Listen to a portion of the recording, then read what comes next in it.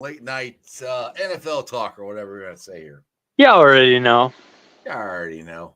We got so much to talk about. It's been so long, man. I don't even know where to start. Well, All right. we've been talking for about 2 hours, on the phone now. So, yeah.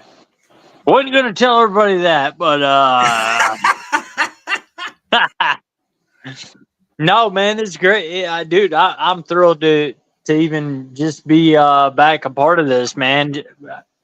2 years ago, man, you kicked this thing up. Well, no, it's been more than that now, right? How long? It'll be 6 years sometime this month. I got to figure out 6 years since you oh, started. since I started, yes, sir. Since you started down in the ice cave, Yeah, there, right here. turning into what I like to call the Iceman. And he doesn't like it when people call me Ice. Anybody that calls you Ice or anything else other than Iceman, you come talk to me. He's Iceman. All right. I gotta fix my name. It says Iceman there. Or it says Ice. Yeah, Ice. Anyway, no, I'm kidding. Dude, man, dude, I'm completely baffled by what I've seen and the people that you've had come on the show, the players, just, man, well done, brother. I mean, thanks, how did this happen? I mean, a low life like me, gets in a car wreck. Well, hey, just do it again, because people have asked where the hell you've been at. Just tell everybody what the last 2 years of your life. You don't have to go into gross details, depressing. Just give a synopsis of whatever of what it's been like and what you've been going through. Why you haven't been on the show? Well, as a lot of people already knew, I think I was kind of fresh coming off the show after my mom passed. That was tough. So after she passed, a lot of people know that I have, a special sister that I love to death and will make sure that her life is, as good as anybody's life can be. Well, you're the caretaker, basically. I guess you could say that, but you know what? It ain't even that, man. It's just me letting her live her life, man, and just enjoy whatever she wants to enjoy. Disney movies, going out and doing things that, maybe some people that have 10-year-old kids would enjoy doing or what.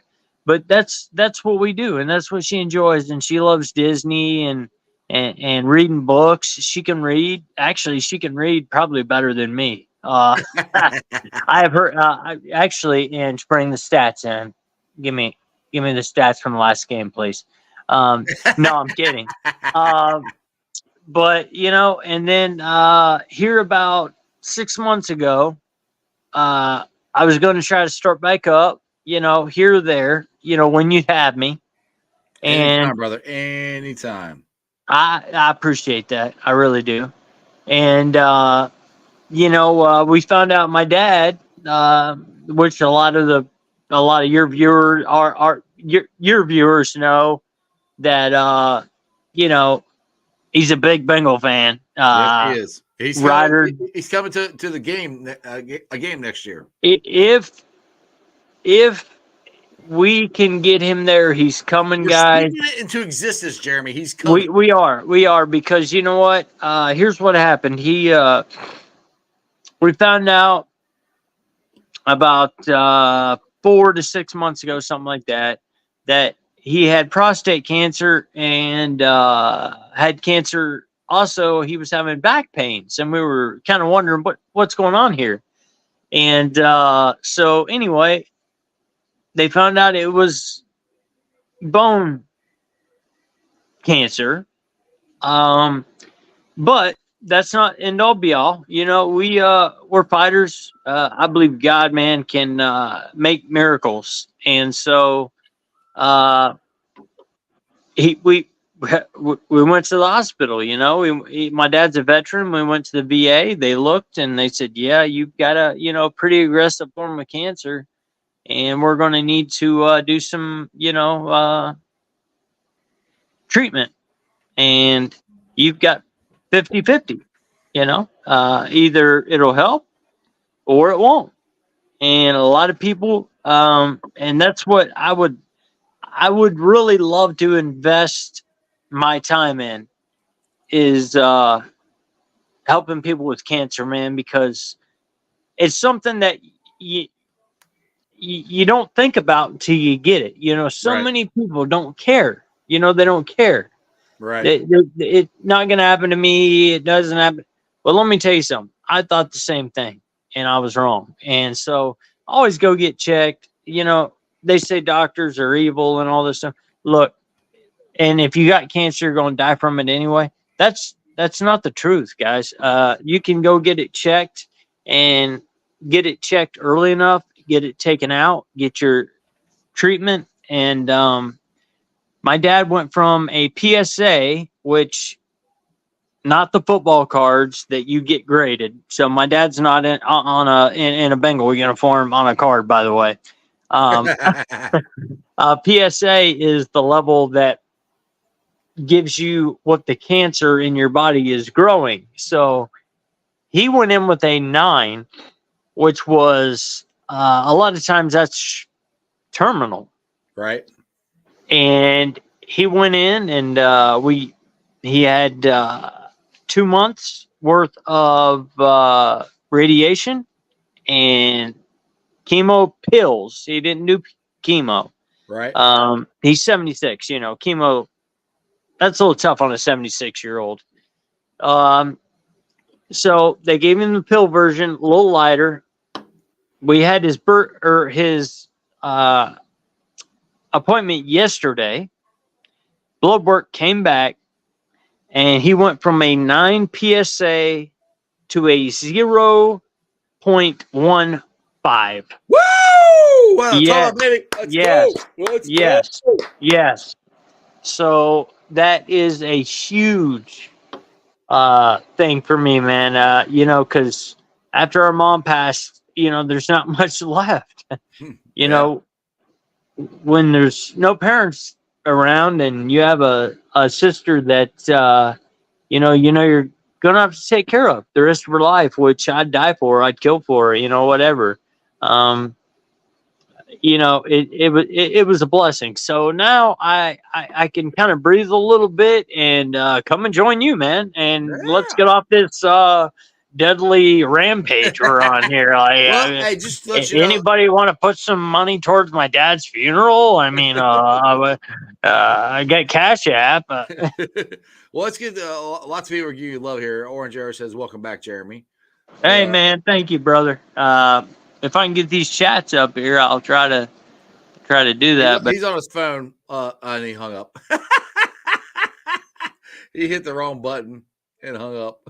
So we'll just have to wait till he comes back. But I get the Dustin here. Hey, by the way, the link is in the chat if you guys want to join. You guys stop hitting the wrong button. Yeah, I know. I was trying to open up the chats. I can't see them. I don't know why. Yeah. Hey, it's okay. It took us long enough to get you to be able to hear me while we're talking. Exactly. There we go. I'll just tell you what everybody's saying. Pork Chop, my boy, he says, glad to see you both are here. So, and then let's see here. Michael Garfield says, congratulations. That's awesome. So there you go. Thank you, brother. Thank you, brother. We do have a Bengals thing here. Dustin Kraft, who's always on. I love this dude. He said, I can see now. Okay. There you go. He said, are you still confident that the Bengals front office can draft well enough to continue to build around these huge contracts? The recent drafts have been really spotty, especially in the trenches. What's your thoughts there, Jeremy D? You want me to go first? You go first, brother. First time you've been on, and well, I'd say you were on a couple months ago, but I came on a couple months ago until we got all that crap, and we'll move past that. Yeah, move past that. Keep going. Yeah, Bengals talk here. You know what? I tell you what. A lot of people were very hard on the back end of our defense this year, and that's and for good reason. Yeah. But to me, you got to think we got rid of two of maybe the best safeties of last year. Shit, we got rid of the best safety in football, Jesse Bates. Well, definitely there. Bell, a lot of people were off and on him, but I love Bell. I thought, he was a setter, defensive setter, man. He was where he needed to be at all times. And then you throw in Jordan Battle, you throw in Nick Scott, some, reject. I'm sorry, don't mean to say that, but just some, a backup kind of guy with the Rams. And, and then you got, Shaw, of course, and Daxton Hill.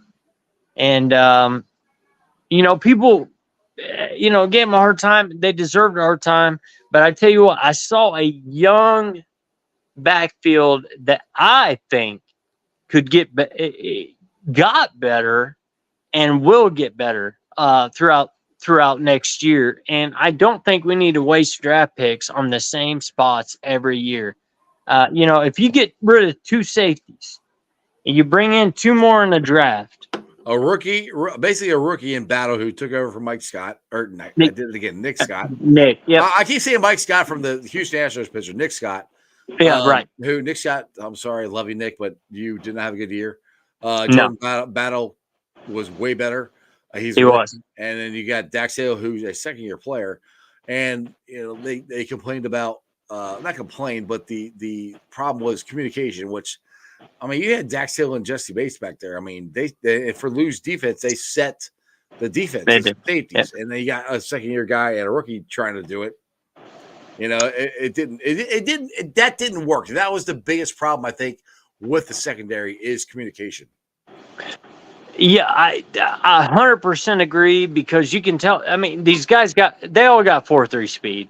They can catch up with anybody. They can do whatever.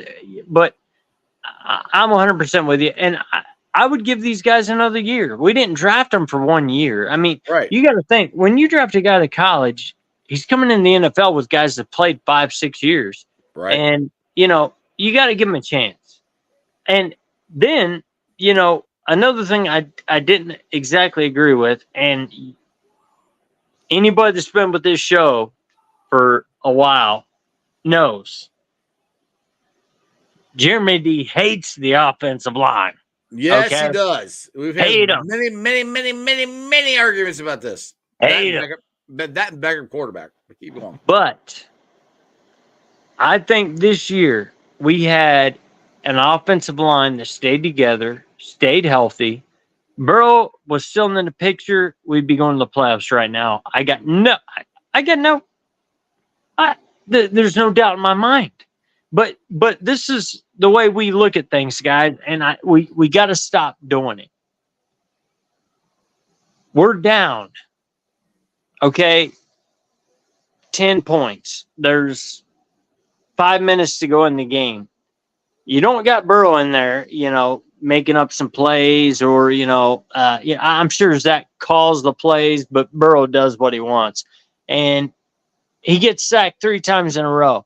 Our offensive line sucks. How many times did he get sacked before we were down 10 points with 3 minutes to go or whatever? Those guys, Orlando Brown has really impressed me. I tell you, Volson gave up a bad one, but I think with Burrow, it gets healthy. I think we're all right on the offensive line. I think we need to take another one just in case. I'm not sold on Volson. You can always draft an offensive lineman. I will never. Always. You can always draft an offensive lineman. You can always draft a defensive lineman and see what happens here. What do you think about what do you think about Volson? Second year, been through 2 years. What do you think about him? I'm not ready to give up on him yet. I think he's gotten better. If you could draft a guard, like I said, if you draft a guard, offensive lineman in the draft, I'm okay. What concerns me is Jonah Williams. I want to sign him, and I've been on the show before, and I said I really want to sign DJ Reader, but with DJ Reader's injury, I think it helps the Bengals as far as being able to sign him because he's not going to get big money because he's coming off the quad injury. We don't know when he's going to come back. So I think they need to focus really on trying to get Jonah Williams back because I would like to see the same 5 guys for the first time in I don't know how long to come back.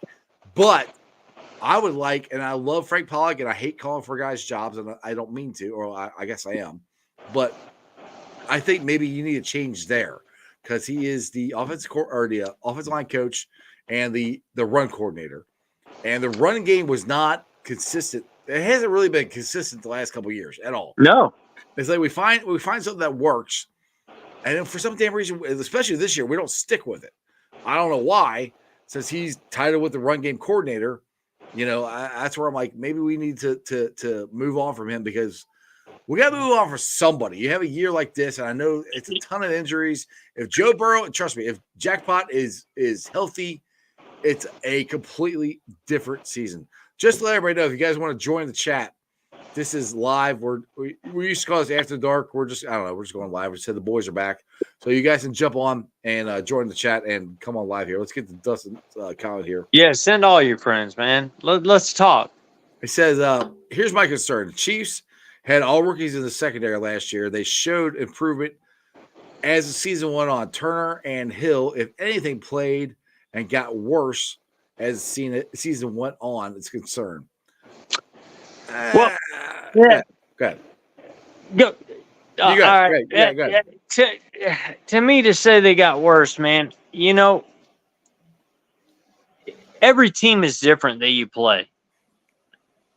There's going to be teams that are run first, pass first, run option. You got all of these. Right. Daxton Hill just don't play safety. Well, they put this kid. He did this year. He did, but he also played some cornerback. And, this year he did? He played a couple. Yeah. Mm-hmm. He played a few snaps at corner. Yes, sir. Not much. No. Oh, no. Not much. But to me, that shows just how our defenses ran and what we really need to do. And with Shaw, or Hill. I keep saying Shaw. Hill. I'm thinking of Josh Shaw, man. What am I in the freaking 1980s? Anyway, Hill. Kid out of Michigan, played great. I think he's a good safety. I think he needs another year. Wouldn't bother me. But he did have to play some corner as well when Awuzie went down. And then, we've got DJ Turner III. People, hating on him. Kid, first year in Michigan. I like to give somebody a couple years before we start banging on them too bad. I mean, it's not the easiest thing in the world, but I'm also not letting anybody off the hook. And I'm going to tell you this. If Zach Taylor leaves another God-blessed point on that board, that is going to, and Bengal fans, anybody watching and going to watch, I'm telling y'all, if you don't agree with me, find me on Facebook. I'm wide open. You can't find him on TikTok anymore. He got kicked off TikTok. I got kicked off of TikTok. Yeah, they monetized me and then they kicked me off for being too cool. But honestly, seriously though, if you're on the 8-yard line, you got 4 yards to go. Take the points. It's that simple, guys. How many games have we won and lost by 1 to 3 points? My point was this, and I said this on Thursday's show, is you were up. You had all the momentum. Take the points. And I'm usually cool with Zach going for it. I know you are. At that point, I'm like, and I watch the game, I'm like, kick the field goal. Take the points. Keep that momentum going. Chiefs. Against the Chiefs in Arrowhead yes. with a backup quarterback with T. Higgins injured his hamstring again. Take the damn points. And I'm not saying Chase was hurt too. Yeah, exactly. I'm not saying everybody was hurt. I'm not saying that if he takes the points we win. I have no idea. I don't either. Yeah, but I'm just that from that moment on, I felt all the momentum switched over to the Chiefs, and we never had a shot. They did. We went for it down there at the 4-yard, whatever it was, and then it was over. Game was over. And that, if we were sitting here right now, and here's the thing with Zach Taylor. If we were sitting here right now and we were talking about this being his first time ever doing this, okay, he went for it. He wants to win, whatever. This happened all of last year, and it happened a lot this year. And look, I'm okay with going after it, but I want one guy holding on to that ball if we're going to go after it. And let me tell you, his name's not Browning, but it starts with a B. Okay? Is his nickname Jackpot? His nickname is Jackpot. It's JB. It's Joey B. It's whatever you want to call him. I call him Jackpot Joey, as y'all know, which y'all should be buying the merchandise. And all you got to do is Google Jackpot Joey and have some of the coolest stuff you've ever had in your life. But Stranger, where you been at? What's up, brother? What's up, man?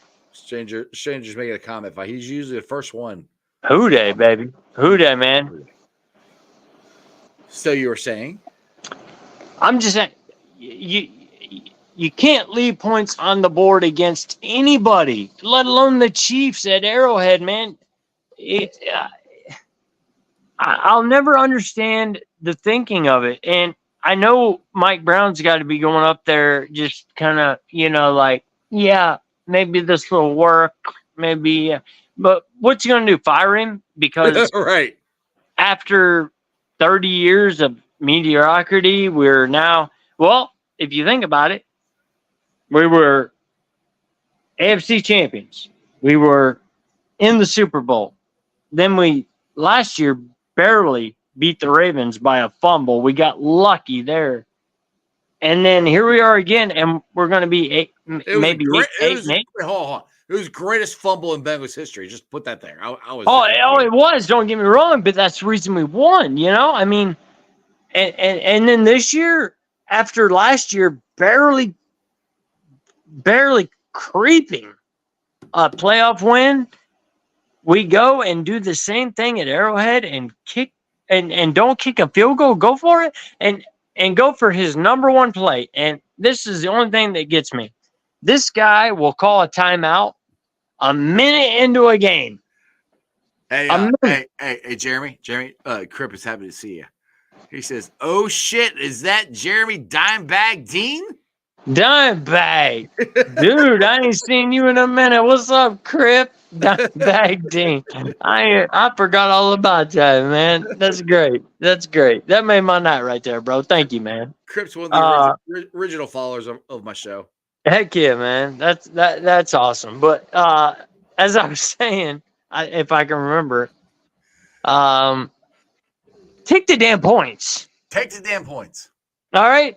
Look, this is a football game. Anybody ever played a game of anything? Anything. I don't care what game. Not football.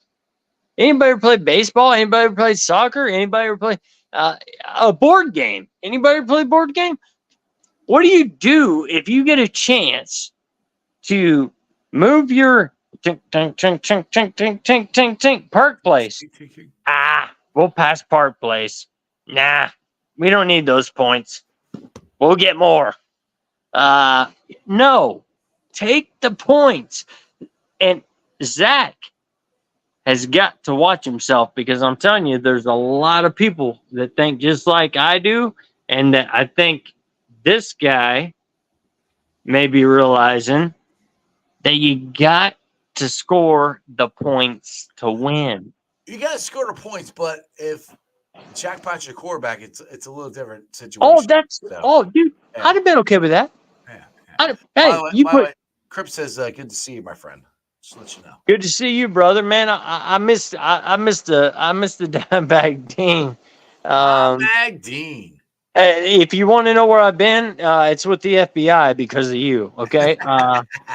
Hey, my boy Porkchop agrees with you. He's probably at work right now. That's why he can't join. But he said, I agree, take the points. But now I'm not sure if Jeremy ever played Monopoly before. I was moving the pieces, man. Look, I was moving the pieces. Love you, brother. Love you. If you ever come up here to Cincinnati, you can actually meet Porkchop. He's a great dude. Cool. Can't wait. He built me this lamp. See this lamp right here? Here, I gotta turn this on. Oh yeah. Okay. I turn the light on. It's easier. Just see it. Porkchop, man. Way to go, man. Rocking it on, bro. Yeah. Loving it. Yeah. Oh, that's sick. Yeah. That's what dude Chop. Scared the crap out of me when I showed up my house though. Right. All right. Brad says, so to be proud of this year, boys, based on the circumstances, we stay in the hunt without Joe half the season, and we won tomorrow. I honestly, Brad, that's a great point, and I want to put that out there. Like, look, we had, I think you and me were talking about this earlier, just on the phone. I think the Bengals had, I want to say, top 10 of in hardest schedules in NFL history. I think I heard that somewhere. Don't quote me on that. I heard it somewhere. I don't know exactly facts, but they had a really hard schedule. And if we're in any other freaking division, we're making the damn playoffs. I mean, no offense to my family in Florida. I love you guys. But the freaking Buccaneers have a chance to make the playoffs tomorrow. And that nobody wanted to win that division. I mean, the Bengals would have steamrolled all those teams, even with Jake Browning as a quarterback. So, I mean, it kills me. I'm not trying to blame anything on Tyler Boyd, but damn it, if he catches that ball in Texas game, we're probably trying to get 10 wins right now, and it could be a different. It could be different, but I mean, for everything that happened, and this is what drives me nuts right now with listening to Bengals fans and stuff.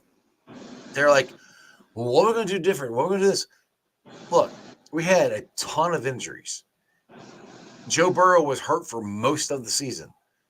If you have that guy, if you have number 9 out there, even with all these injuries, it's a totally different season. If we are, for the most part, healthy, we're winning this damn thing. So, I was listening to Chatterbox Sports the other day, and Tom Brown's like, and I love Tom. He's been on the show before. I kind of disagree with him. I told you guys the Bengals were going to be that good. Now, I agree with what he said in hindsight. The defense has been the biggest concern for me.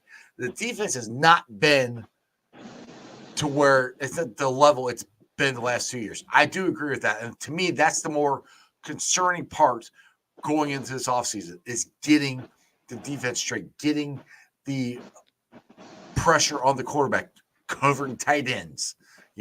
That's more of the concern to me than anything else, including Jonah Williams, including T. Higgins. I think look, if we let T go, which I hope we don't, but if we do, I think Yoshivas, Chuck Sizzle can replace T, not replace, fill in okay with letting Tyler Boyd and T leave, which I mean, I think T is going to be tagged, either tagged play on the tag this year or traded, one of the two. I don't think they're going to re-sign TB. That's the reason I think they drafted both those. That just means they need more targets for Jamar, which is not a bad thing because the Chiefs had to do the same damn thing. They had to choose between Tyreek Hill and they had to choose between Travis Kelce. They chose Travis Kelce and they won the freaking Super Bowl. It happens. These are things these are hard decisions the Bengals are going to have to make. And we all knew this was going to happen. We all knew they were going to have to make hard decisions. So this is what this offseason is. My bigger concern is fixing this damn defense because we had a hard time stopping anybody. And I love DJ Reader, but even with him in there, we had a hard time stopping the run. I'm with you there. We did, but I don't think it was Reader's fault because he's been doubled the whole year, And when you put a massive man in the middle and they double him and nobody else can stop or go around and where Jeremy, you talk for a little while. I'll be back. Not another pee break. Here we go. Just talk about yourselves. Well, if people would join, you have somebody to talk to, but nobody. I've been waiting, and nobody joins. So just Yeah, that's well. Hey, man, it's out of nowhere. well, look, you're a salesman, just pretending you're selling something to somebody, right? Hey guys, Hey guys, what's going on? got something for you here. No, but you know what? Honest to God, my take, Jonah Williams, you can say keep him. I say get the hell out of Cincinnati. That's what I say. Okay? All right. Jonah Williams, from day one, has never been what we wanted. If anybody don't agree with me, throw it in the comments. If you got a friend, throw it in the comments that don't like. I don't care. But let me tell you something. That guy is the weakest link, period. Everybody wanted to get on, which, you know, we all knew. We all knew what was coming. When Burrow went down, we all knew we might win one game, we might win 2 games, but we're not making the playoffs without Burrow. Burrow is, I wish people knew how special this kid really was. I mean, a lot of folks don't get it. If you watch him live, this guy is throwing the ball 3-4 yards before his wide receivers even make a cut. I mean, he's putting the ball in places where it's not supposed to happen. I mean, we have a gym in Cincinnati, and Jonah Williams is like on his way to kill that gym. I don't know, but I truly. Jonah Williams? Are you talking shit? Yes, I am. Oh my God. Dude, if we could replace him with somebody that was who decent, where, how, when? I don't care. Decent, just decent, because he's below decent. He's below defense. No, he's not. Do you know the Bengals track record? All three of you watching this right now. There's 14. Hush. Let us know if Jonah Williams is your man at right end. At right end. Who are you going to replace him with? You going to trust the Bengals to draft a right tackle because they have sucked at it?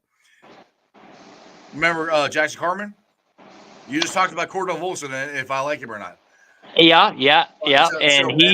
He's wishy-washy. Yeah, I'll give it to you. But I believe there is somebody in college or in the NFL we could trade for that is better than him. Hell yeah. I don't know about all that. We'll see. What I mean, look, if you get somebody better, I'm cool with it. But I don't. You like Jonah Williams? I do. I'd like to be a left tackle. I don't know if I've met.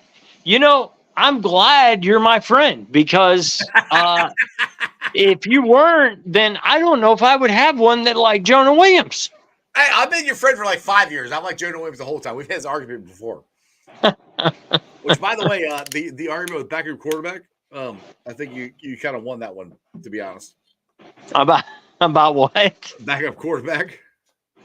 Oh yeah, there you go. See, that was the one. I'm like, but to my defense, I kept saying it doesn't matter if Joe isn't there. It doesn't matter. Which I'm with you. I'm with you. It didn't matter. So yeah, I think Jake did good. I think he's a good. I got a question for you. I put this out here a couple times. I think, I don't know now the way he ended the season, but when he was on that 3-game heater and he was playing awesome, I'm like, hell, maybe you can trade him for a first-round pick. I don't think we're going to get a first-round pick for him. Don't get me wrong. No. What if you do this? What if you tag T and you package him and Jake Browning to some team that needs a quarterback and a wide receiver and get a first-round pick out of them? I'd do that in a heartbeat. You know, there's some after Browning had his big game. I literally read, you know, because we're all on Bengals Nation, and you know, actually, since I'm back on Bengals Nation, thanks to you, we are literally live on Bengals Nation. I streamed it right. Awesome, to Bengals Nation. Bengals Nation. So admin Jeremey D right here. Right there. You guys like, subscribe, and every single time this show hits the air, it'll be on Bengals Nation. Just to let you guys know that. And we've got a lot. This is an improv. this is me and Jeff talking to each other and saying, "Hey, man, you want? All right, let's go live." Well, the thing So is, we try to go live on the TikTok. show's better, I promise. We try to go live on TikTok, and then that guy right there, that guy got demonetized, so we couldn't go live on TikTok. And then I'm like, all right, let's go live on my show. And then that guy couldn't hear me. I'm like, what the heck is going on here? I do this all the time. Yeah. Like, Yeah, I think it could have been the string of bank robberies, but Hi, Bert. How you doing, Bert? Nice to see you, Bert. hey, Bert, what's up? Oh no, It's Bert. Adriana. No, that's Bert. That's her name. Oh, Bert. I know who Bert is. We don't call her I'm so sorry, we do not Adriana. call her Adriana. We call her Bert. Hey, Bert. Bert. Hey, Bert. Like, you know, like Bert and Ernie. Hey, Bert. Nice to meet you. Nice to meet you, Bert. Nice to meet you. She's awesome. I love Bert. I love Bert. All right, Pork Chop here. All right, so Pork Chop, he's a great man. I think he's been a serviceable right tackle.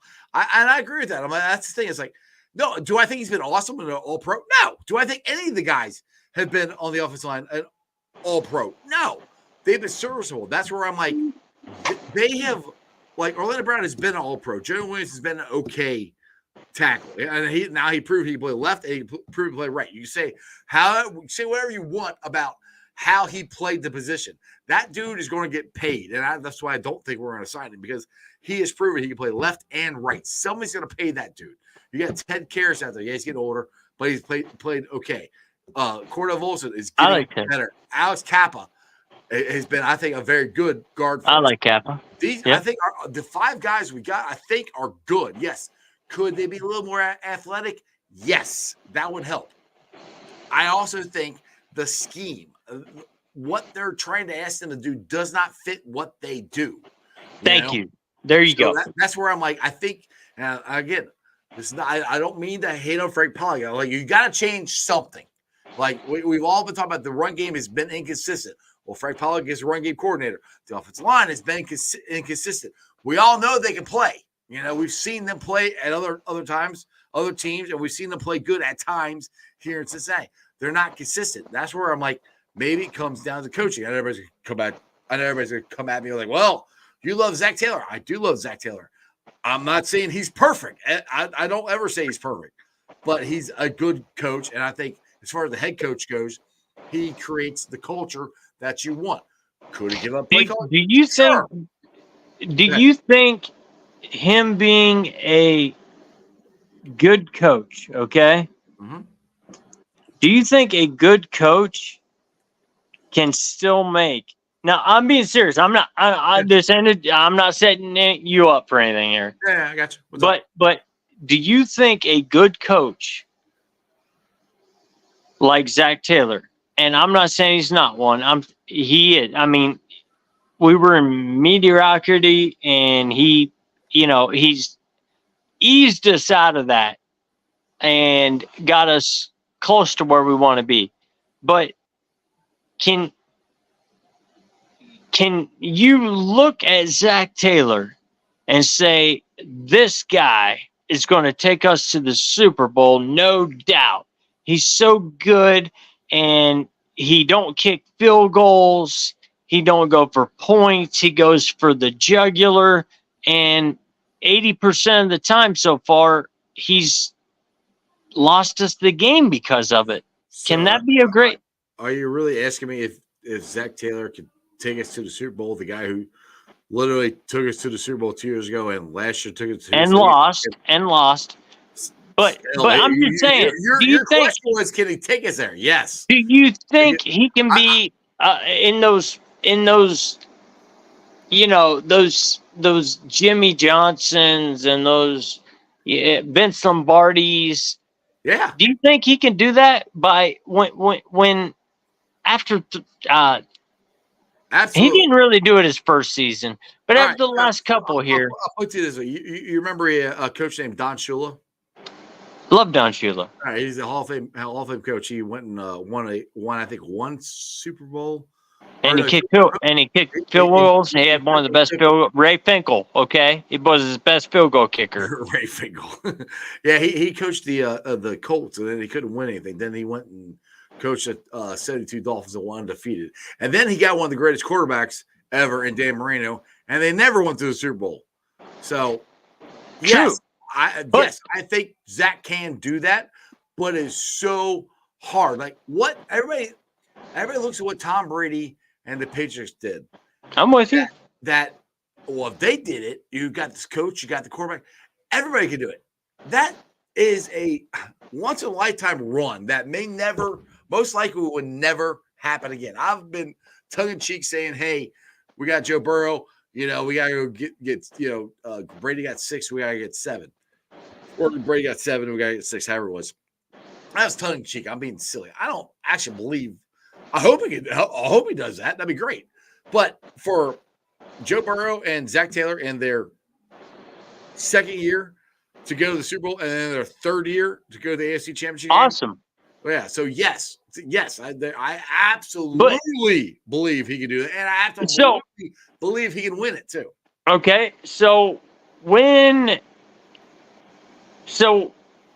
Okay. Let's say last year with Burrow, when we went for it on 4th down, God, I don't know how many times, on the 5-yard line. And we lost by 1 point that game. We lost by 3 points one game, which we could have tied, maybe went to overtime and won the game. You're okay with him not kicking field goals and taking points? Look, and going for it. I'm just asking. Just asking. All right, I'll put it this way: you can nitpick any coach. Bill Belichick. I'll never forget this. Bill Belichick got reamed for going for it on a 4th down against the Colts in some god awful game I don't even remember, and we talked about it for freaking weeks. But he won 900 Super Bowls, so he can get away with it. But good. True, that's true. But I mean, I'm just saying you can nitpick him too. So I mean, everything you're saying, yes. Whatever a coach does, if it doesn't work, it's going to get nitpicked. Do I think Zach should make better play calls? Do I think maybe Zach should not do the play calling? Sure. I don't think he's going to happen. I think he's going to continue to make the play calls. The thing is, like, everybody's like, "Well, you got to give it to somebody else," and I hate that. It's like a guy came up to me at work today, and he goes, or not today, yesterday. He goes, "We got to get better offensive linemen." I said, "We have." I'm like, "It's not that we." And Super Bowl champions. All of them. He actually, the Bengals haven't done, and that's what drives me. Well, they haven't done anything. I said, "Bullshit." Yeah, they have. I said, the only guy that's left from the Super Bowl line is Jonah Williams, and he's on the right side, not the left. So don't give me this crap where they haven't done this. I hate, and that's what I just. It's easy to sit. I'll give you that. I could have done this, done that. And that's why That's why I 99% of the time I don't second guess them. The only thing I'm saying is with that field goal, you could have went up by 10 points or 7 points, however, whatever the score was at the time. At the time, I was literally thinking, kids field goal, which most time I'm like, all right, go for it, Zach, go for it. I am with Zach. 90% of the times that he says stuff, it makes play calls. I'm like, go for it. Like everybody gets mad at him for all these trick plays he's done. Well, you know what? The trick play he did in the Super Bowl with Joe Mixon throwing a touchdown fucking worked. So that's where I'm like, yeah, that was one time though. He does but it, but in the biggest game, but we lost. But hold on. Did we lose that Super Bowl because of Zach Taylor, or did we lose that Super Bowl because of a terrible reffing call against Logan Wilson and pass interference? To be honest, I don't know. We lost it because of the terrible. I'll tell you this: it shouldn't have came down to that. That's the way I feel. I just, I like Zach Taylor. I'll admit he's grown on me. He has. I don't hate him like I used to. I don't hate anybody. First off, I will give you that. I will give you that because when you're on here all the time, I used to have to defend Zach Taylor all the time, and you're always on him. I know, right? So look, I've evolved. He's evolved. All right. He's evolved, or he's forgotten half of what he's. I vote Trump. Okay, I'm evolving, and no, but no, seriously, there are some times when he makes some incredible calls, and I love it. It's just when we get down to scoring position. That they don't call it scoring automatic. They don't call it scoring guaranteed. No, They you want him call to it be, scoring you want him to be, position. you want him to be conservative every time. You never want him to go for it. Absolutely. Take the points. Because guess what? The guys that we're playing against, so what is it? They So put it in the end zone. hold on, Mahomes hold on. puts it in the end zone. Hold on. If that's true, then we've never heard of anything called the Philly Special. Well, Which come on. won the come on, what do you mean? I mean, Come on. Yeah, that won the Super Bowl for the Eagles. You can't be conservative all the time. Like it's not. I know, and it's a back and forth thing on Bengals Nation, on Cincinnati Bengals group, on Houdin Nation Uncensored. By the way, Pork Chop likes our good cop, bad cop right here. This isn't. I love it, Pork Chop. Thank you, brother. Honestly, this isn't fake. This is the shit we do. Yeah, and by the way, yeah, Pork Chop. There ain't no rehearsal here, bro. He knows it not. He knows it not. Pork Chop though, he said, if I'm picking one spot on the O line is upgrade on the right tackle. Not my first choice at this point. I was like, I'll put. For me, it's like I have not done. Our boy Dale has. I guarantee you, from Bengals and Brewers, has done a deep dive. Already knows all kinds of stuff in the draft. I have no idea. I don't know who is a good right tackle. I don't know any of that stuff yet. I have not fucking. You know, the thing is, there's no such thing as a perfect offensive line.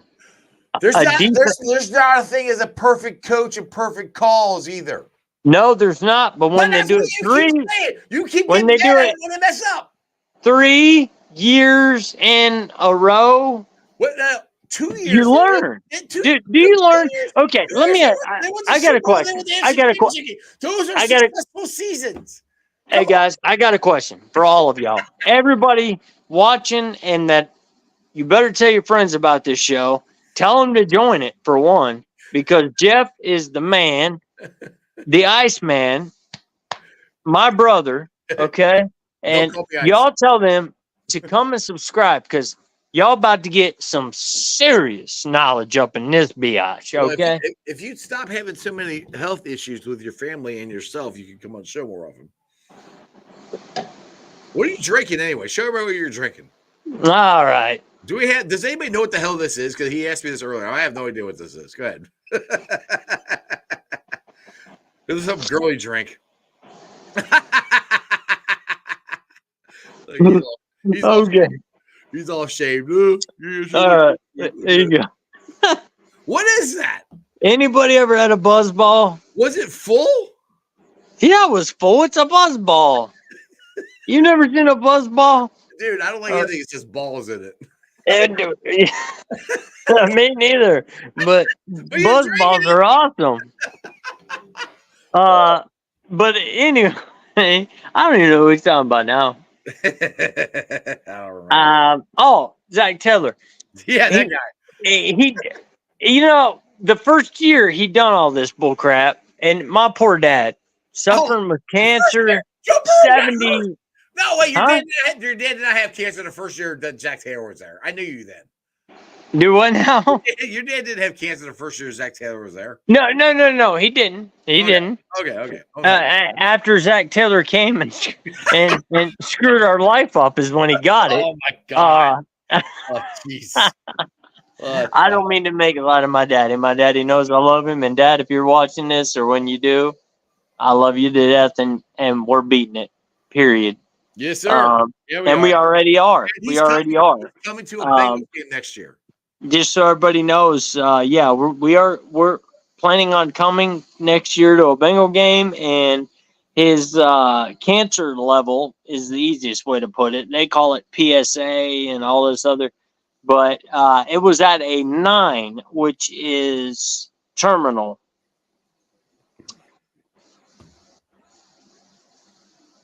All right. But he's not now. He's doing better. Last time they went, he had But zero. yeah, Zero. So he was at 0.15, and he was at a 9 when he went in. So, if everything keeps working good, we are definitely coming. And if Zach Taylor doesn't kick a field goal at the 20-yard line, you may see a 77-year-old veteran coming across Paul Brown Stadium. I'm calling it Paul Brown Stadium, yes. And he's going to tackle somebody. And anybody that tries to tackle him back, I feel sorry for him because, he's 77, but he's coming after you. I'm telling you. He's coming after and he don't want to see a tie. And another thing he's sick of is, how about this? What's up? This is one more thing with Zach Taylor, and I'm leaving Zach Taylor alone. Bullshit. No, you won't. keep going, though. Go ahead. That's true. fact. You won't. True. Go ahead. True. Yeah, he knows me better. He knows me really well. When we're up by 10 points on a team. Oh, God. How about we don't run it up the middle 3 times in a row and punt it? How about we, just maybe try to act like we're a dominant Bengals team. We got Chase. We got Burrow. We got Higgins. We got all the above. But this is what we're going to do. Guys, this is what I'm thinking. This is Taylor on the sideline. Guys. You're muted now. You son of a gun. I can't hear you. You suck. Jeremy. You can't hear me. Hello. I can't hear you. You're muted. Whatever. You hit something. You're muted. I don't know what you're saying. You're muted. Are you serious? Yeah, you're muted. You're muted. Hit the button. Can you hear me? Because I don't know what you're saying. Let's hear. You can't hear me? You hear both? Oh, maybe it's me. Right, can you hear me? Maybe it's me. I haven't touched it. Nope, it's me. Okay. Straight to hell back. Okay. It's me. All right. This is me watching the Bengals with my father, 77 Vietnam vet. Okay. Yes, sir. We're up by 10. Looking good. Yeah, looking good. Let's go, baby. Looking good, baby, bro. Yeah. Through that dime touchdown. Yeah. Looking good. Mm-hmm. This is my dad.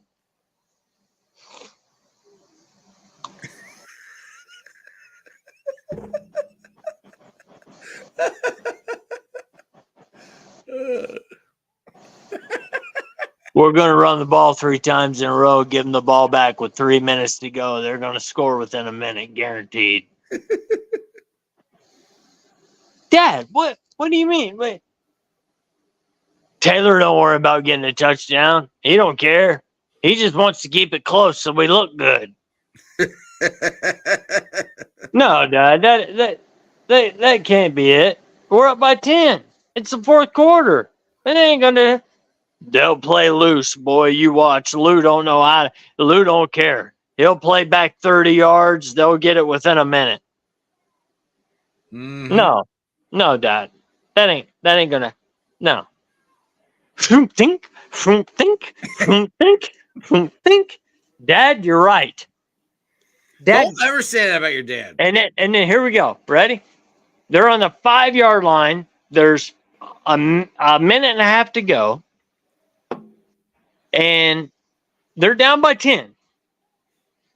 And this is what I get.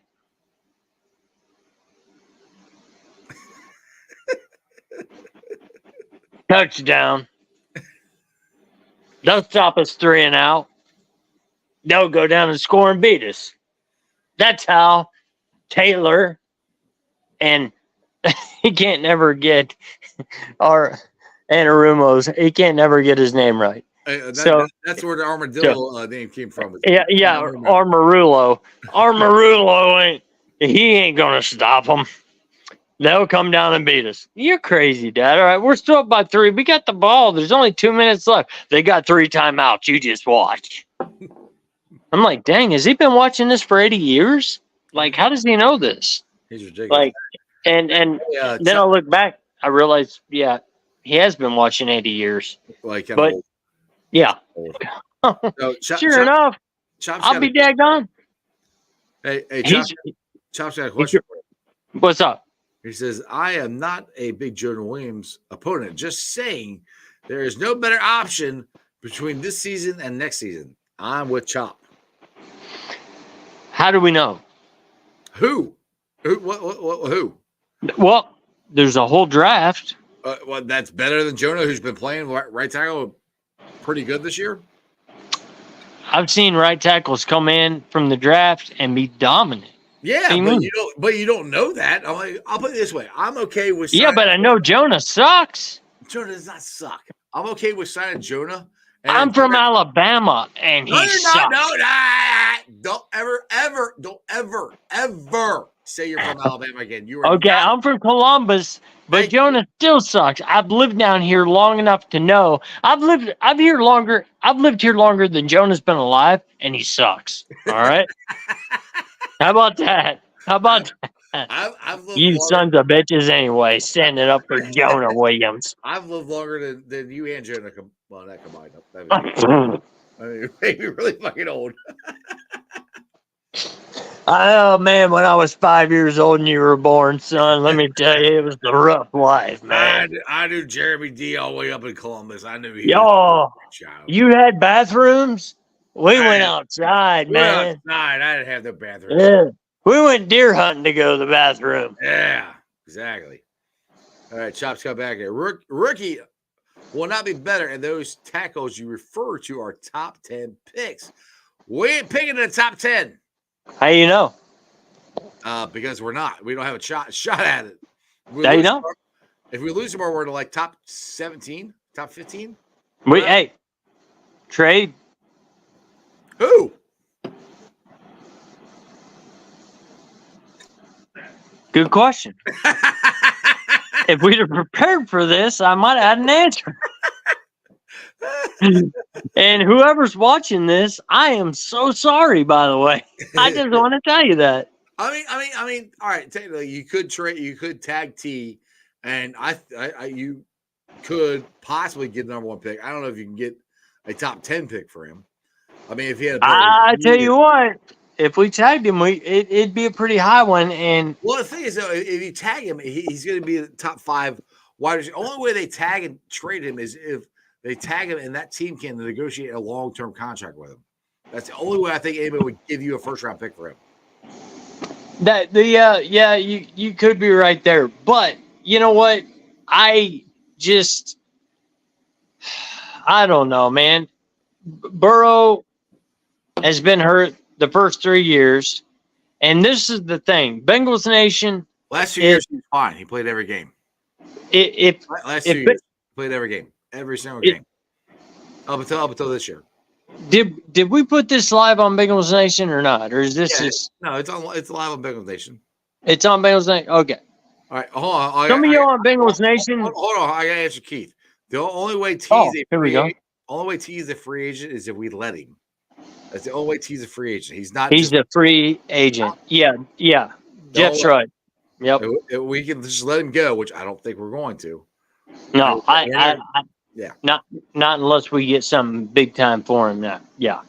But this is what being an admin of Bengals Nation, Houday Nation Uncensored, all these other ones. You're so big time. You're straight. Oh, dude. Hey, trust me. You and Bengals and Brewers are admin of Houday Nation Uncensored. I just found that out. A day in the life of me, bro. So Pork Chop is part of Bengals and Brewers. He's an admin on Houday Nation. I didn't know that. I'm very proud of him. Yes. And he probably didn't know that either. and me being there for day one, he should know that this guy right here just cannot deal with Jonah Williams. What? Okay. What? Dude, he got Burrow hurt. That was him, by the way. Anybody who ever wants to know, that was him. What, this year?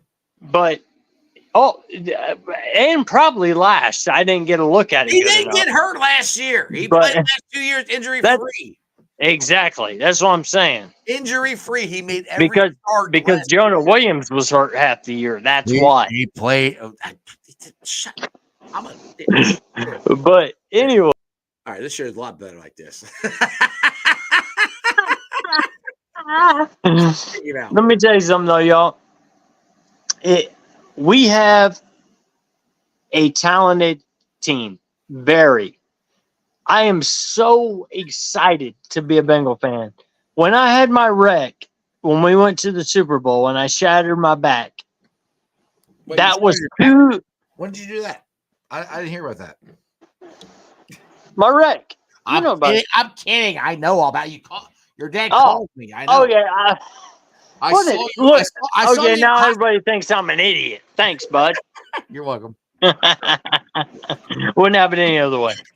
Anyway, so I'm in my hospital bed.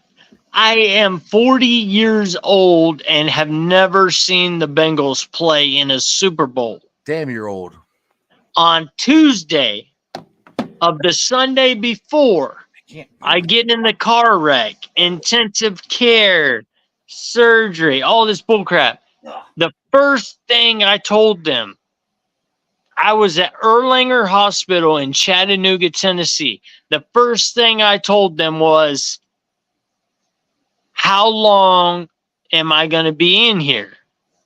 And they said, well, sir, you've shattered your back. You're going to have to stay probably a week. I said, not going to work for me. And then they said, doesn't matter.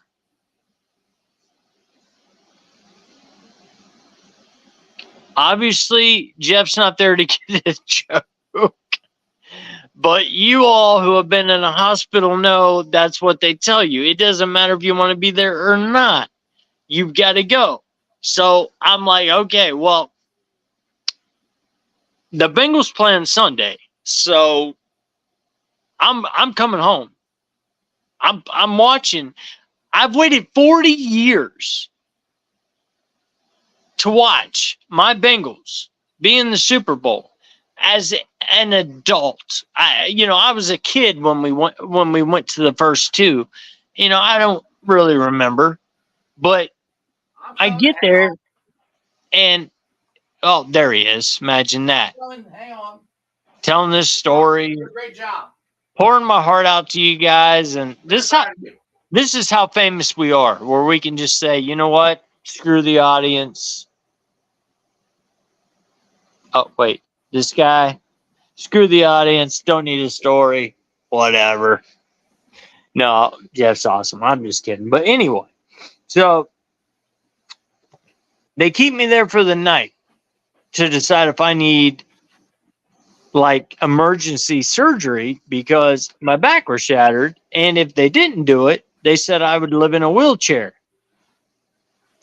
So the doctor supposedly gave me an option. He said, you can leave this hospital right now and you can go home and you can be handicapped the rest of your life in a wheelchair,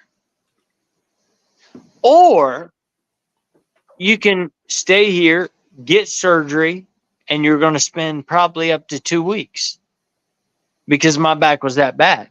I was already 2 weeks in. So he said, wheelchair leave now, 2 weeks surgery. Bengals were on Sunday. This was Tuesday. Yeah, so his dad calls me. Or actually, no, somebody, your dad put on Facebook. That's what it was. So I call your dad. I'm like, what? And all of a sudden, he FaceTimes me, and I see your dad, and I see you laying like this. I'm like, do they know the Bengals play the Super Bowl? Like like in 2 days. Like he's got to get up. I'm like, what the hell? Exactly. And then the funny thing was, like, you left the show, and everybody's like, "Are you and Jeremy mad at each other?" I was like, "No, he's in a damn car wreck." Like, oh, and I like for months, I'm like, "This show sucks without Jeremy D." I'm like, "Damn it!" Oh, whatever. Thank you, hurting. Jeff. I'm like, Thank you. no, I'm serious. There, people are saying that. I'm like, oh, it's not my fault. Like he was in a car wreck. I can't help that. Like it sucked. Actually, Jeff pulled in front of me, and it just right into the tree, and yeah. I took his ass out. I got tired of everybody talking about how great Jeremy. He wanted somebody new by his side, Jeff. I wanted it all to myself. But the funny thing about it is this doctor couldn't believe it. This doctor was from Sweden.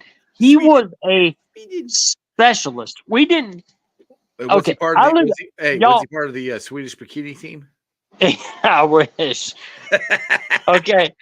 I live in Alabama now, guys. I don't live in Ohio no more. Bam! So yeah. So you get hurt in Alabama, people got to fly in to take care of you. Okay. Yeah. Well, actually, dude, you weren't in Alabama. I was actually in Chattanooga. Yeah, because you were close. Because I was like talking to my wife. I remember stuff. I was talking to Dad. I'm like, and I was like, how long is he gonna be there? He's like, oh, only like a day and a half, and they're flying him out. I'm like, okay, because I was gonna drive down there. I'm like, I wish a day and a half. That's what he told me. So I'm like, guys, that's why I didn't go. Yeah, well, so Stranger says ice pulled out from behind you on the grassy knoll and crashed dime bag. The conspiracy theories are happening. Exactly. That's what happened, right? But this is when you're a Bengal fan, okay? Mm-hmm. When the doctor tells you you've got two options. You can live on painkillers and be in a wheelchair your whole life. Nah. Or not too bad. Be kind of hard getting in PBS in a wheelchair and jumping up with my friends. Or you can stay here, we'll take care of you, but it's going to be 14 days. Ah, it's all right. I said, you know what? I think I feel okay. Let's go. I'm going to walk out of there. Screw it. Let's go. Let's get out of here. And that's when the old doctor gave me the old right on the shoulder, sat me down, and then, he goes, no. I don't think I want to know what he did to you. Yeah, dude. He goes, no. He goes, in the next 5 years, you're going to be bent forward. It's better than bent over. Oh, no doubt, right? And I thought, well, if I'm going to be bent over, I don't know, but I love the Bengals. So, nope, I'm out. All right. And then again, boom, back in. I'm like, what? He goes, you got to have the surgery. You can't live like this. I said, yeah, but do you realize that the Bengals are playing on Sunday and I can't live without that? I need to have the TV on. Exactly. By the way, Crip says we was worried Dimebag thought you became a Cleveland fan. You ain't ever got to worry about that, bro. Anybody ever puts one on my headstone, you come on over and you burn it, bro. You take it off. I got you. 100%. 100%. Car wreck, I don't care. But, man, I tried like hell to get out of there, dude. And it wasn't happening. And at the end of the day, I'm glad they did what they did because I shattered everything in my back. And it was not good, man. And luckily, I'm good enough now to where I can move. I can take care of my family. And thank God, God had his eye on me there. Could have died, whatever. And anyway, that's that story. And I wanted to come home. I even told him I would come home on painkillers just to watch the game and come back and do the surgery later. And then come on my show. And well, whatever. I didn't care. I was like, I got to get back, But I guess in the emergency room, it's like Germany, you know. It's not Jeremy's Germany. Yeah. It was like, no, you cannot leave. I'm like, what? What are you talking about? I can't leave. This is America, dude. America. I'm watching my Bengals. America. You shall sit down. I'm like, whoa. What? So I went in and took the surgery, took all that, and now finally I'm back and came back I'm to. back. That's I'm right. better than ever. Oh, sorry. Yep, that's right. Family doing okay. Sister going in for a hysterectomy. She going to do okay. My dad's doing real good with his cancer treatment, and we're happy. We've been on for an hour and 11 minutes, and I'm shocked that nobody has joined us. Are they all scared? Oh, dude, this is what is this? Saturday night? Saturday. Well, they're not all old like us sitting at the house doing nothing and just talking to their friends. Well, and they haven't got a bunch of marketing for this either. Dude, is there ever any marketing for After Dark stuff or what? Yeah, whatever. No. After Dark stuff is just for the real fans. This is why I always tell everybody to subscribe. If you subscribe, exactly, because you're notified. Only real fans get to hear inside stuff like this. Wait, did you just call us OnlyFans? This ain't OnlyFans. That we don't. Well, I'm not talking about what we did on vacation, Jeff. I'm just saying that only real fans.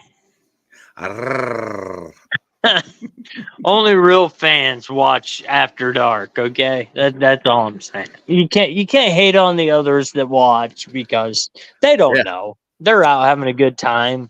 Stranger always has a hard time. He goes, Ice, I would join if I could, but this piece of phone won't let me. I know. Well, I know. Singer. Not singer, stranger. Singer? Stranger? I call him Stranger. Stranger 420. Stranger. There you go. Like Stranger Things. Yeah, well, I just call him Stranger. I don't know. What's up, Stranger? Dude, he's commented on our show when you were on here. Well, I know. I'm just saying hello. He doesn't remember, Stranger. He has a very bad memory. Yeah, I'm sorry, buddy. I would join if I could. This PSO won't let me. Well, damn. That's what this is all about. That's what an After Dark show is about. Y'all joining. Okay, I don't know what the hell you just said here, Keith. Leafin is Verboten, Jeremy? Verboten, Jeremy. Verboten, Jeremy. Leafin is verboten, Jeremy. Forbidden? Forbidden. Leaving is forbidden. Is that what you meant? I think Keith's been drinking. Yeah. Yeah, because I have been too, and I think that's why I read it right. Once you explain, like, yeah, all right, there you go. That sounds good. I have been too, so I read that right. See, when somebody writes something drunk, you got to be drunk to read it. Hooked on phonics works for us. Exactly. There. Or hooked on drunk text. Whatever it is. For all three people watching, just so you know. We have 12. Wow. I can't believe there's 12. Invite your friends. Wow. Now it's 11. Now somebody just left. So it's 11. Imagine that. Well, we need to add one more, guys. Come on. Yeah, share it out to everybody. Tell everybody. I want to hear what everybody has got to say. What they think about the Bengals. I want to know everything. I've been gone a while. Jeremy's got like 2 years of podcasting to get out tonight. I do. I really do. Yeah. I'm ready. I mean, I want to hear the questions from the people. I want the Bengals and the Bengettes to just... The Bengettes?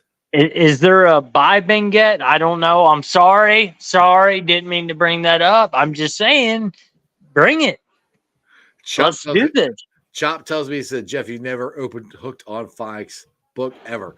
No, if you ever watch any of my texts or anything, no, I don't. I try not to. Was that a dig at you? Because if it was, I love it. That was great. Because I can't spell. You know I get it. Oh, great. Okay, I love it. Crip says you can drink. Okay. Oh, you can drink on painkillers. Dime bag. Yeah, well, I found out during that time the hard way. Yeah. They tell you not, they don't tell you really not to drink. They say, Dude, it just helps. It helps the pain killing. Oh, we got yeah, somebody joined. yeah, they tell you it's not recommended to drink. Keith, holy shit! Greetings, What's everybody. up, Keith, what Keith? is up, brother? What's up, brother? Where you been at, man? How you doing? Can you hear us? Yeah, we got you. Hi, Keith. Keith, can you hear me? Keith? Hello, Keith. Hello, Keith. Keith? Keith, are you there? He looks confused. Can you hear us? You gotta turn something down. I got a question for you guys. What you got? Gotcha. Go ahead. Okay. Here's a quote. The question is, with all this crap going on, all the crap going on with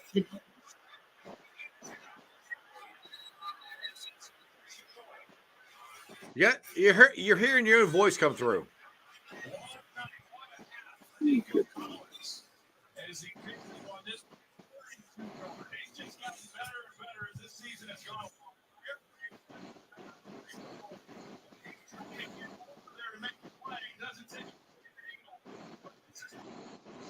All right, I'll try this. We Keith. can hear you, bro. Try this, Keith. I think you're hearing your own voice come back through. You have TVs on or something, and that might be messing. We can hear you. Yeah. So, yeah, you got stuff in the background or something going on. Yeah. Turn that off and come back on, bro. Yeah, no. Well, he doesn't have to come back on. I got him in the backstage. I'm hoping he turns. Oh, okay. And we can try it again here. All right, let's it. Ready? Let's try it again. Turn it off. Right, can you hear me? I can hear you. Yes. All right. Okay. Go ahead, bro. Here's a question I got. With all the crap going on with the NFL, the blown call in the Detroit game, the blown calls in the Bengal game, I saw this the other day. Jerry Jones petitioned the league. Micah Parsons has not drawn a holding call or call of any kind in 38 quarters. Wow.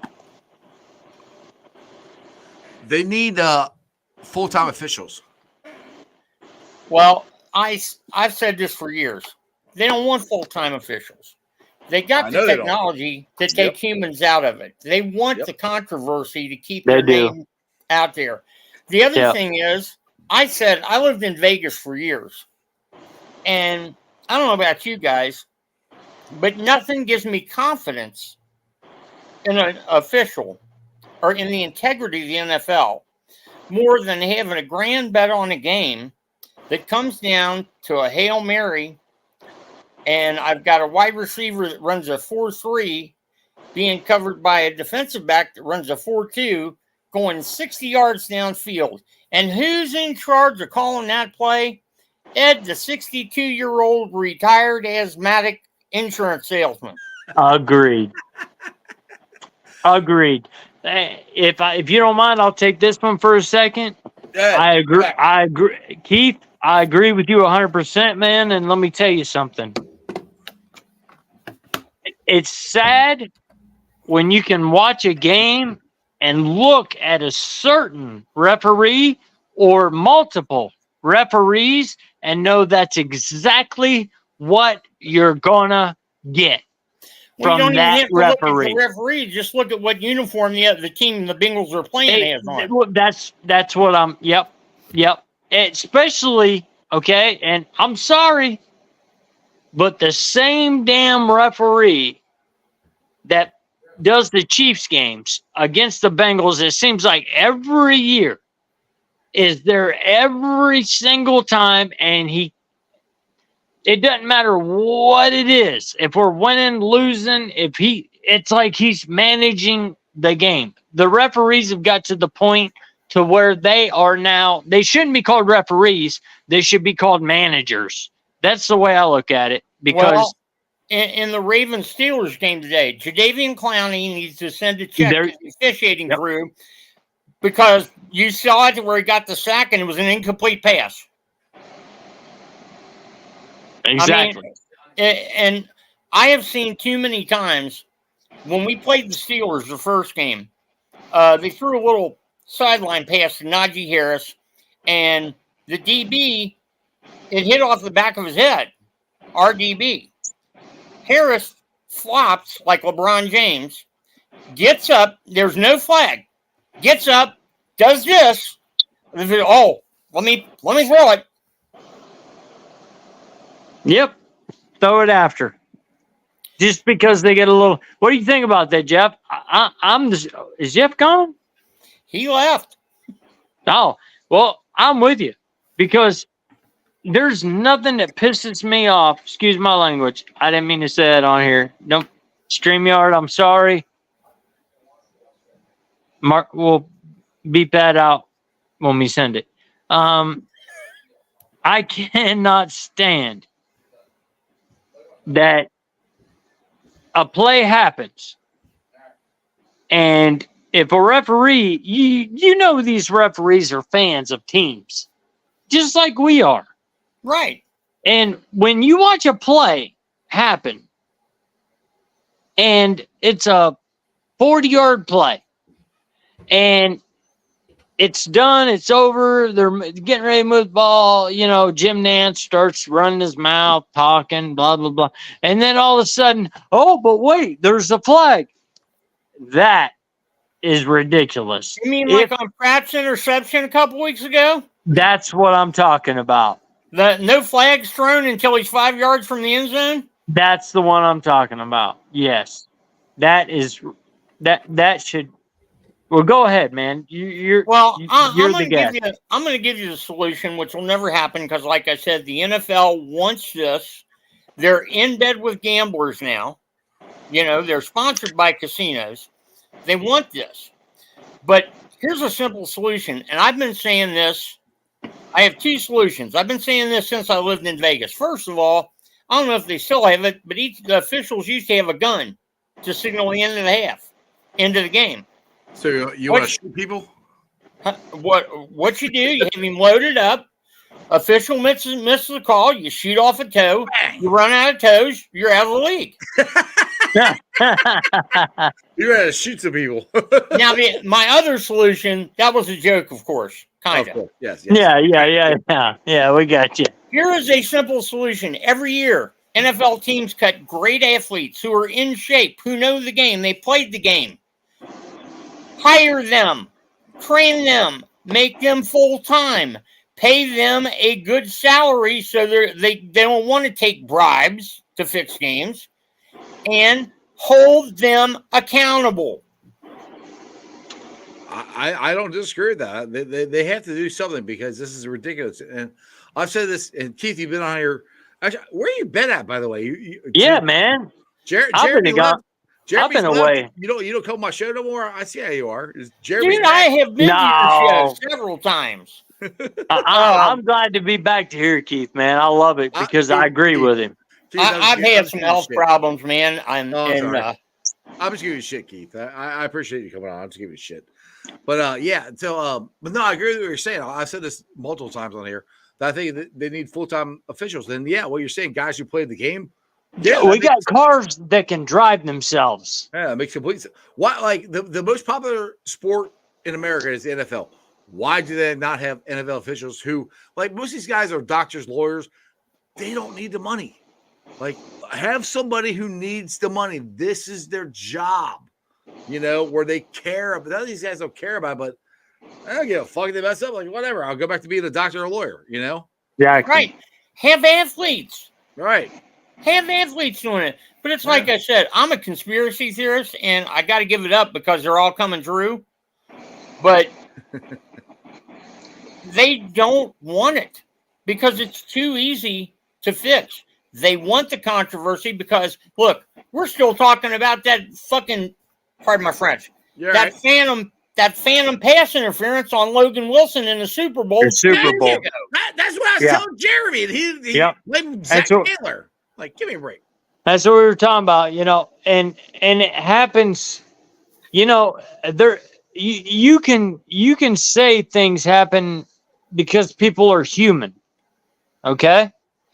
Everybody sees, it's like I come from a family of military and police, and they'll be the first to tell you, you whether it be in Iraq or whether it be in Columbus, Ohio, you talk to one person about what happened, and by the time you get to the 10th person, it's a whole different ball game. But this like here, that old game telephone. Exactly. But this here, they can't. There's no way that they can excuse themselves from this because it's only them on that field, and 100 million other people watching, and it's like, and here's the other thing I hate as well. And this happens a lot, but it doesn't come up on the headlines because it ends up not mattering. But what they do is they give the team that, let's just be honest, they want to win. That people buy more jerseys. Let me interject one thing, Jeremy. They want to win. Go ahead. It's always the teams that sell the most tickets, sell the most merch, have largest international fan bases. That ain't a coincidence. You spoke it for me right there, man. And the Bengals are getting up. Go ahead, bud. I say the Bengals are actually getting up there as far as team sales and national. We need to get some love. You would think, but dude, we literally had guys from England come over here just to watch the game. Yeah. Like 30 of them. Yeah. Well, we get on top of that list, we might get a ring. Maybe. It all comes down to refereeing, man, and some of this ticky-tacky stuff. But it's always that same guy in Kansas City. I don't give a crap. You know what? People can hate me. They can say whatever they want about me. And I don't care who you are. I don't care where you come from. I don't care nothing. But it's the freaking referee that does just about every Kansas City game, that does this crap every single game. And he does it when it's going to hurt us the worst. And then after that, after we've already been pretty much lost the game because of that call, then guess what? Next play, they'll throw a flag on something stupid that doesn't even matter to try to make them look like, oh, we're fair. This is fair. That's exactly what I was going to bring up, Jeremy, because a buddy of mine's a Steelers fan. And he's like, well, we lead the league in penalties almost every year. And you guys have been one of these penalized. I said, here's the thing. Yeah. It ain't about how many penalties or for how many yards. It's when you call them. Exactly. It's when. That's right. I feel the same way, Keith. I'll put it this way, Keith. Like I brought this up earlier on this broadcast here. Jake Browning's intentional grounding was bullshit. I was just going to bring that up. Two, Joe Mixon was in the area. I'm not saying that cost us the game at all, but that's ridiculous. They didn't help us. No, it didn't help us. Hold on. Here's how it hurt. That is the worst penalty you can call because it's lost it down. Right. Exactly. They knew they could hurt us the worst. Well, and here's the most hypocritical part of that. How many times in that same game did you see Mahomes throw a ball 3 feet away from him when he's about to hit the ground? No call. Yep. Exactly. Oh, that's just him being a mobile quarterback. That's their excuse. It don't mean it ain't bullshit. Oh, you say sorry. Bullshit? We're good. Okay. What time is it? But it is. You're good. I got another. I got another thing for you. That call in the Dallas-Detroit game, how they tried to clean that up. And the referee basically says, oh, it's his fault because 2 of them reported. Well, guess what? How can you say a couple weeks ago that you're actually telling Kadarius Toney he's offsides 4 or 5 times during a game, right, and then Kansas City gets pissed off because you don't tell him and call it one time? But then you're telling me that this officiating crew, who had talked to the Lions about this very play before the game, can't. And they all came up to him. They all came up to him. Can't say, hey, only one of you guys can be eligible. Which one is it? Failing that, when the one guy lines up and is not covered and the other guy is, you know who was supposed to report. Exactly. And it happens all the time. And every time we go to Kansas City as the Bengals, I'm not talking about Detroit. That was a cluster. That was ridiculous. But the same stuff happens to us at Kansas City with that same referee, and yet it's he calls it, and then but it's the play he calls loses us the game. But then the play after, he'll throw a flag just to, make it look whatever, but the flag don't matter. The game's over. You beat us because Logan Wilson, gave a noogie to the other player. I mean, come on. Here's the problem with that call. First of all, they call that maybe 10% of the time. And this is another thing that pisses me off. The biggest thing that pisses me off is seeing the flag thrown after the play's over. But in that circumstance, it's like, and this is what pisses me off about watching the March Madness. They'll let these teams play for 3/4 of the game. Then the last 10 minutes, you touch somebody, it's a foul. Yeah. And that's pretty much what they did there. It should be a difference from the beginning of the game to the end of the game. There should be no difference at all. It's either a foul or it's not. It doesn't matter when you commit it. Or you make a bad call. You're like, oh, I got to do a makeup call. You made a bad call. Like, don't make a makeup call. Make the right call next time. Well, and I agree with Jeff. If you're going to let the cornerbacks put their hands all over the wide receivers all game, do it. It should be the whole game. It should be the whole game. Exactly, the whole game. If you're gonna, go ahead. I mean, if you want to look at all right, the touchdown T. Higgins got, he face masked the shit out of what's his face? Yeah, they didn't call it. I mean, it's an egregious, absolute horrible call. I mean, and we're Bengal fans, and we can say, right. I can say that. Right. So the thing is, you don't sit there and go, all right, I got to make up for that call. I'm gonna wait to the freaking end of the game and go, oh, Logan Williams tugged on his jersey. That's not the time to make up for it. No. I'm like, you screwed that up. Do better. They get away with it. Yeah. Oh, I hate all that. But there should be no makeup call, like you said. Right, exactly. You messed up. Okay, go on. Right. I mean, I understand you're human. I get it. But don't go call something because you screwed that one up, and that call is even worse than the one you missed. That's ridiculous. Just go make a better call. Do your job better. Well, will you guys indulge me a minute? I know we're talking about the Bengals, and I already know I don't think you agree with me. I know you had a guy on your show before that he didn't agree with me, but again, conspiracy theory, tinfoil hat. Trevor Bauer is being blacklisted. Oh no, I agree with you. No, I'm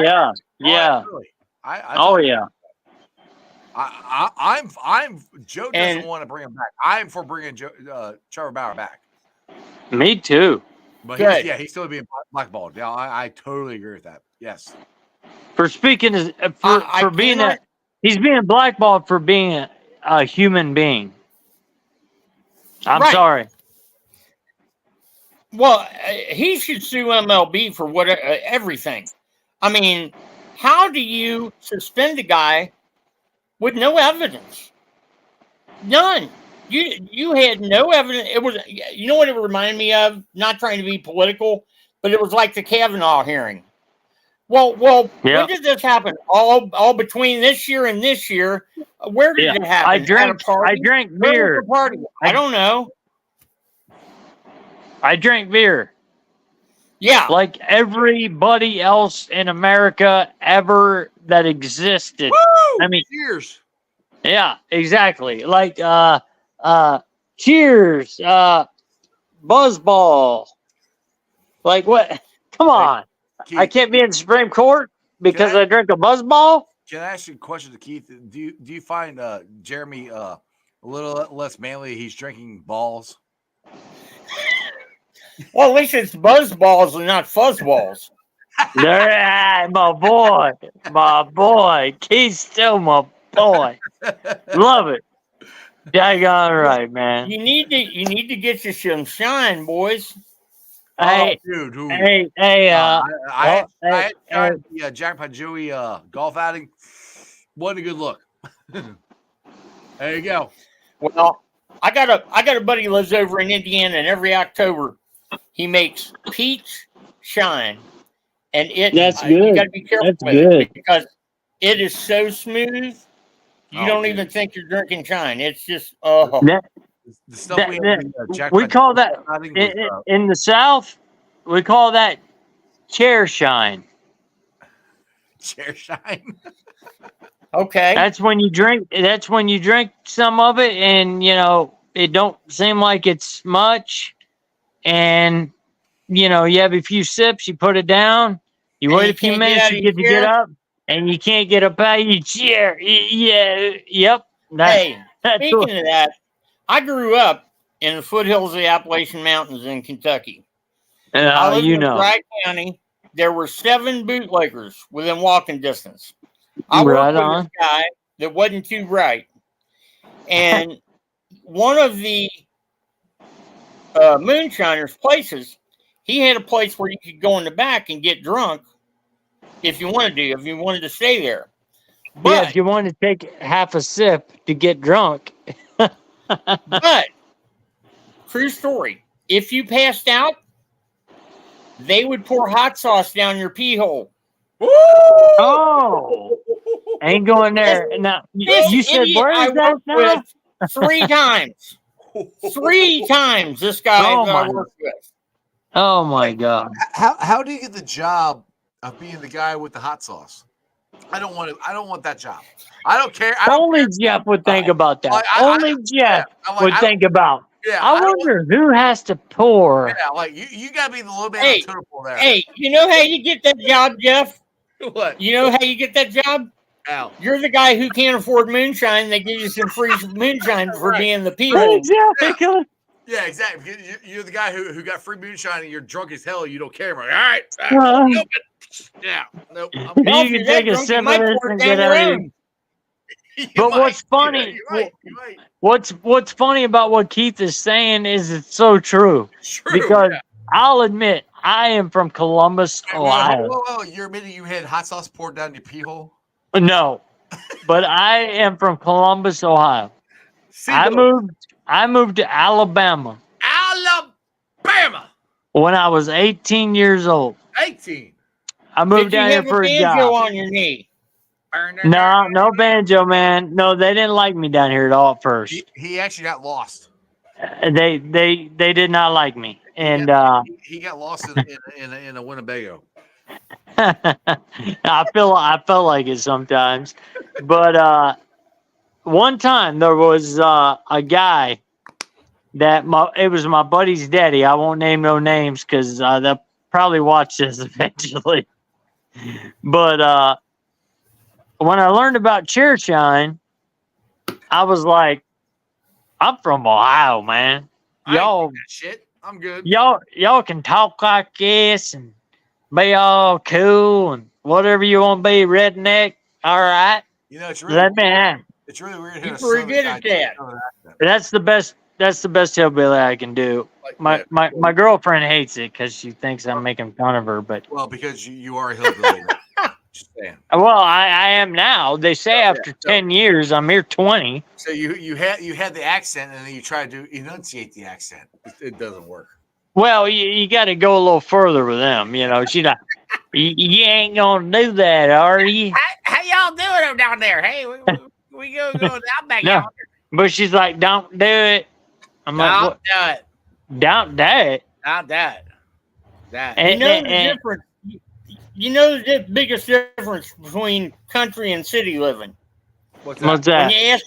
When you ask directions. If you're in the city, it's like go down here to Oak Street at the light, make a left, go up 3, then make a right at the next light, and you're right there. If you're in down the country, here, follow the dogs. Yeah, well, you get the history of the area. It's like you go up here to that fork in the road where them Jenkins boys were killed a couple years ago. Yeah. And you go left, and there's a big spot there where the deers used to root. And you take another left. Yeah. I think he's got some country in him. And then on the left, if you got the dogs that are three of them tied up on a tree, drinking out of the same bowl, that you went too far. You went way too damn far. Yeah. You should have turned that fork where the Jenkins boys killed that fella. That exactly. Wait, who are the Jenkins boys, and what do you know about them? I got another story for you on the same guy that got hot sauce. He had an uncle. Boys?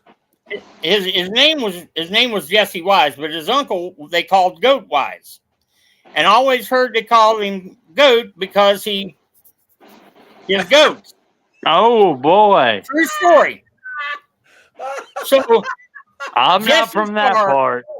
I'm taking Jesse back and forth to work, and his cars broke down. One day he asked me to drop him off at his Uncle Goat's. Well, this being the country, if you're from the country, you got to eat. If they're eating, doesn't matter if you just had dinner, you got to eat. So I stopped dropping him off, and Goat's wife was like, come on in, we're having dinner, you want some blah, blah, blah, blah, blah, blah. So we eat dinner, and Goat, don't want to sound stereotypical, he's got on the wife beater, the dirty jeans.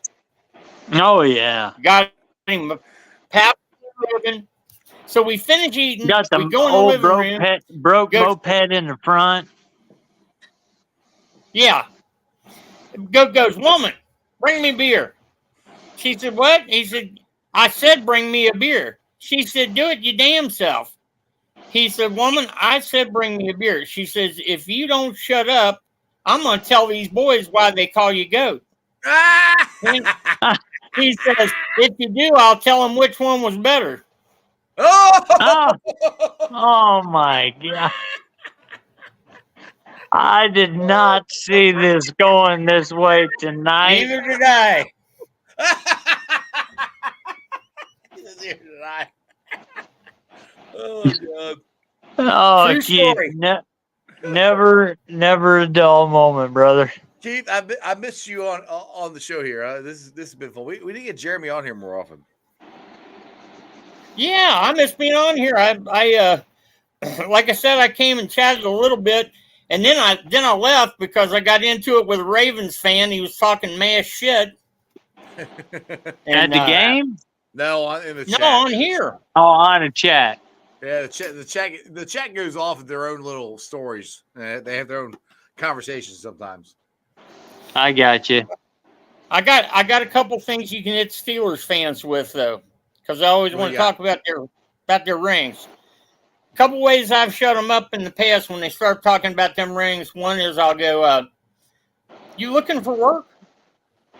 And whether they say yes or no, I'll say, "Well, if you're ever looking for work, call Gold and Silver Pawn Shop out in Las Vegas and ask for Rick. They're always looking for Rick Harrison jewelry." Yeah. Tell them to ask for Chum Lee. They might get a better deal. Yeah, there you go. And the other one is my best friend's a Steeler fan, and he was giving me shit one day about the rings and shit. I said, you know what? When you think about it, the Steelers and Elizabeth Taylor have a lot in common. They both reach the epitome, the high point of their profession. They both have at least 6 rings, and they both have huge international fan bases, made up mostly of flaming homosexuals.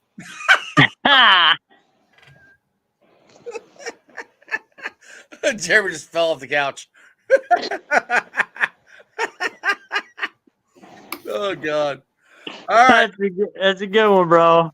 On that note, I think I'm going to end this because I want to go watch the Bearcats game. They're about to start here at 10 o'clock. Watch the Bearcats, bro. This has been too much fun. I got one more Steelers thing for you. True story. My buddy asked me. He says, "You really hate the Steelers that bad?" I said, "Let me tell you, in all honesty, if a genie gave me a choice of curing cancer or destroying the Steelers, I'd need a month to think it over." Yeah. Oh God. Yeah, there you go. That's the rivalry, man. That's what it's all about. Yeah. Keith, I appreciate you, man. I'm gonna let you go on that note. Keith, we love you, Good to see brother. you guys. Hey, I'll be praying for your dad, man. Thank you, brother. We love you, man. I love you too. I lost my dad to cancer, so my mom. Sorry to hear that, brother. Cancer sucks. Sorry about that, man. All right, I appreciate you, bro. Yes, sir. Hooray. One last thing. Did you know if we win tomorrow, we do something nobody's ever done? It'll be the only time every team in the division was over 500.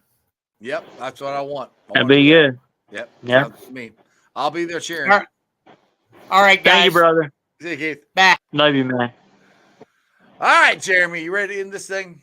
Let's roller, man. That was great, man. That was fun. All right, now I have a question. Do you remember how we used to end this?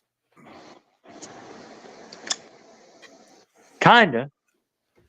Well, it would start with you would do a poem, which I'm not asking for to do a poem because I don't exactly have a poem set up. But you would say one thing that Sam Weiss known to say. I would say to tell, all the 3 or 2 people by now listening. 12. We got 12. 12. Whoa. I would normally say, guys, feels good to be back with this man right here. Woo! It's one of my number ones always for years now. And I'm glad I can say that. And hopefully he'll have me back again and things go good our way. You gotta get you gotta get through some of your family stuff first. Gotta get through some family stuff first, but let me tell you something, man. God's good. Amen. Always remember that, guys. God is good. Mm-hmm. And even though God taketh away, he also giveth. So remember that. Anybody that's had people taken away, God also giveth. And he wants us all to live. No matter what you've lost in life, no matter what you've endured in life, God wants us to live because he has everybody that we have lost taken care of. So with that, I want to say one thing and one thing only. One thing only. And that is, yes, you don't live in Cleveland. You live in Cincinnati. So act like it. Hooday, baby. Hooday! Let's go. And that's just sports, baby. See ya!